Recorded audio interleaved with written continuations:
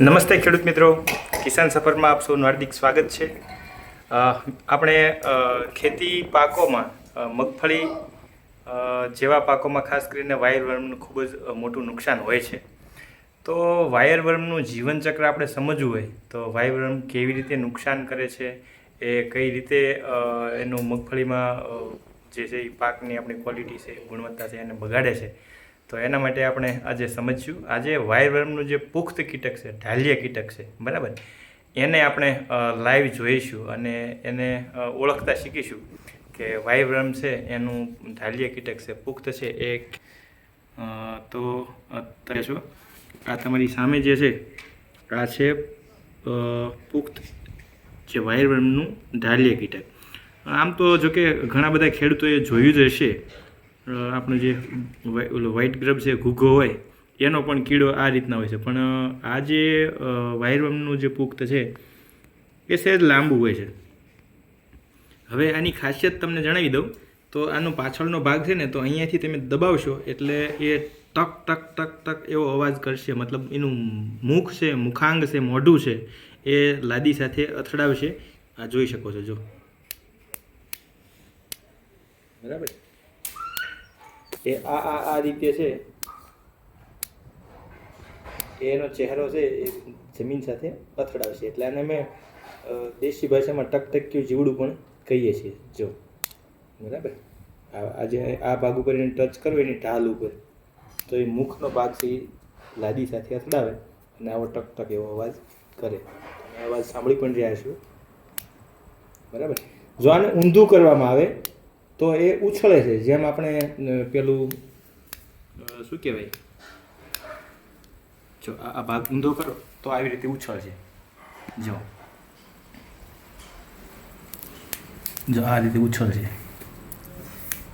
જો આ એને ઓળખવાના ચિહ્નો છે કે આ છે વાયરવર્મનું પુખ્ત છે, ઢાલિયા છે, બરાબર। આ ઉપરથી એને જો હળવું એવું દબાણ દેવામાં આવે તો એ મુખાંગ છે એ જમીન સાથે અથડાવે છે, અને જો ઊંધું કરી નાખવામાં આવે તો એ ઉછળે છે। જો આ જો એ ચાલતું પણ તમને દેખાશે, બરાબર।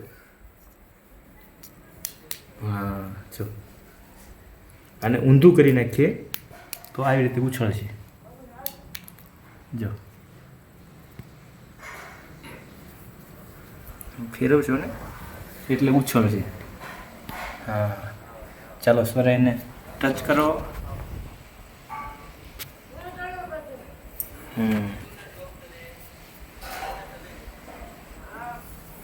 ફેરવો, જો તો આપે છે કંઈ પ્રતિક્રિયા।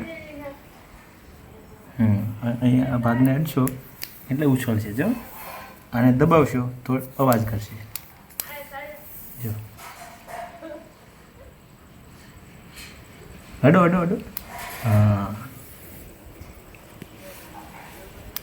જો આ રીતે કરશે, દબાવો।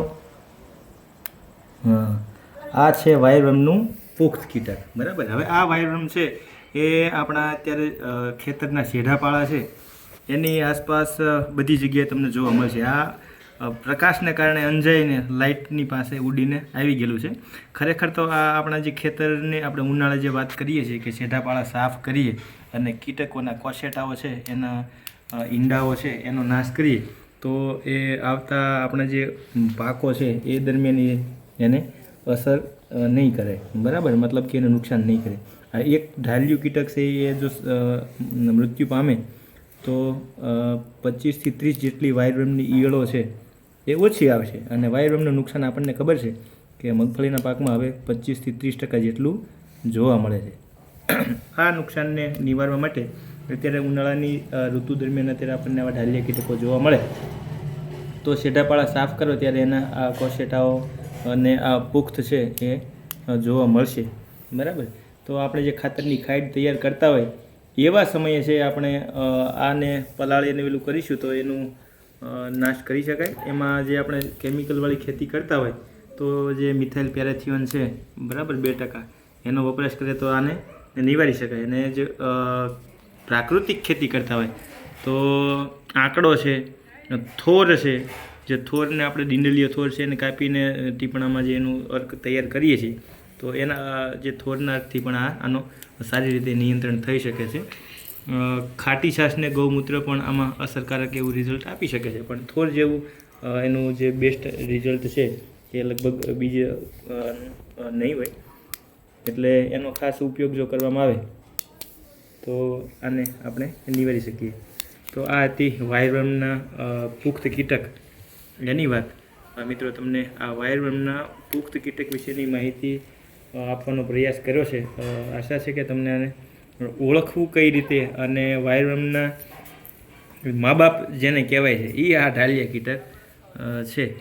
તો તમને જો ગમ્યો હોય વિડીયો તો બીજા ખેડૂતો સુધી પહોંચાડી અને આપણા જે ખેડૂત ભાઈઓ છે એને નુકસાન કરતા કીટકોના જીવનચક્ર વિશે જાણવા મળે. વધુ વિગત માટે કિસાન સફર જોતા રહો. કિસાન સફરના આપણા હેલ્પલાઇન નંબરો છે 8128871551, 7878261230 અને 63585848 આ નંબરો ઉપર તમે ખેતીવાડીને લગતી માહિતી મેળવી શકો છો. મિત્રો, ખેડૂત સુખી તો બધા સુખી.